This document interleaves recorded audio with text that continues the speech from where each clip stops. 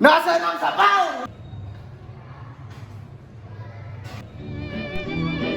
In a family where hierarchy and legacy is important, there reside parents and their 5 children, driven by business, by capitalism, and by burden pressure placed upon the kids.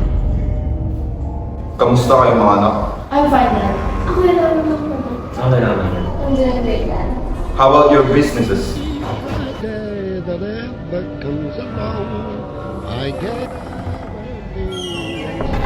How about your business, Jenny?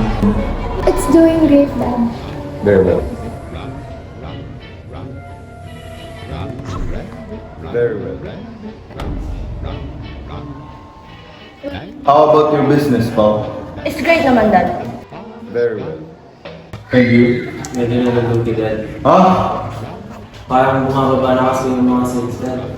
Ba't naman gumawa ba? Pinasok ka naman ng anak, di ba? Kalma.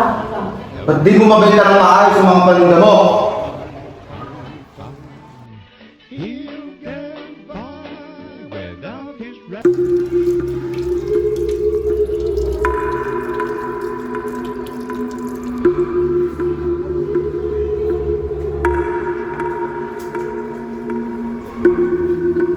Saan ka na naman nagpunta? Ano bang pakialam niyo? Wala ka naman na itutulong sa pamilyang ito. May gana ka pang umuwi sa bahay na ito. If you don't want to keep this on me. E di umalis ka na lang. Ipinasa ko sa iyo ang business na ito, pero hindi mo ginagawa ang responsibilidad mo. Bibigay mo ano? Anak ko yun.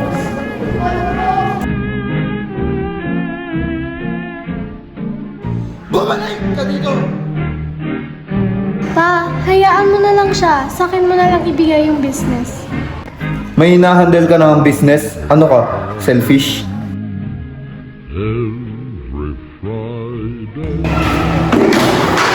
Ako, kasalanan na nalugi yung business, hindi niya naman sinusupport.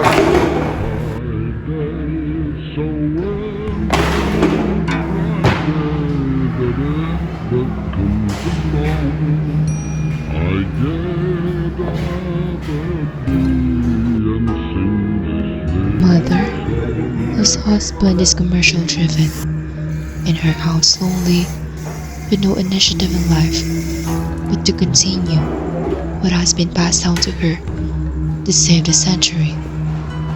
Her daughter was there, but still, she feels so lonely, as if she's all alone.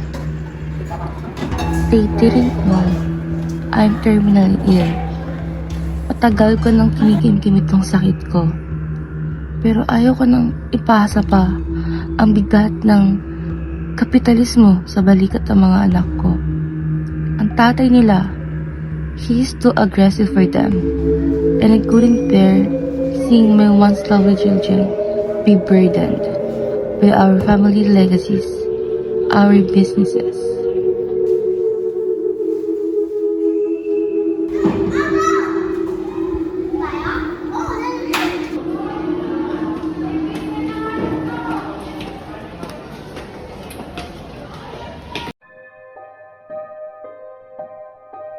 Looks like you've played enough and left me behind.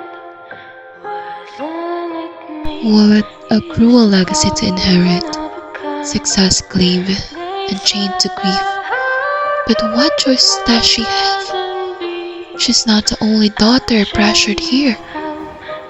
Even Arvin, hindi niya ginusto to.